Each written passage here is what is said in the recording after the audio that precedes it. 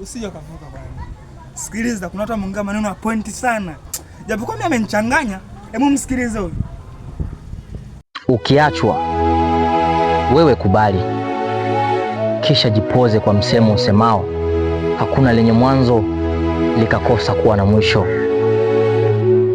Mapenzi yanauma sana, ila jitahidi maumivu yake yasidumu ndani ya moyo wako.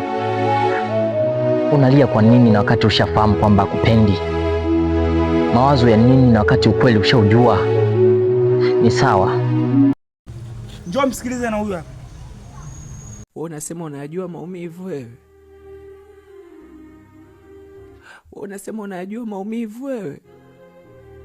Eti kisa unaumizwa na mapenzi ndio unasema maumivu ya mapenzi yanauma, na hakuna maumivu yanauma kama maumivu ya mapenzi. Una akili kweli wewe?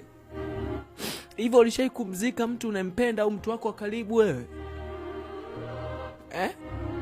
Wakati wewe unalia kwa sababu ya mapenzi.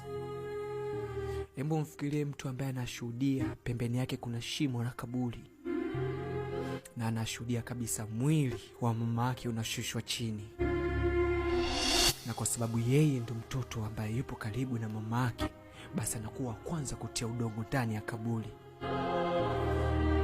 kwa mkono wake. Na baada tu ya kuwapa kisogo watu walioshika machepe, anasikia wakishusha udongo kama wana ugomvi na mamake. Maumivu yake yeye na maumivu yako wewe ya mapenzi, yupi anayepitia wakati mgumu? Yupi anayepitia wakati mgumu? Inauma. Kama umeelewa, gonga like, tia comment. Nani kaongea lile? Yaani nani kaongea kitu lile ambacho kimelenga inapotakiwa?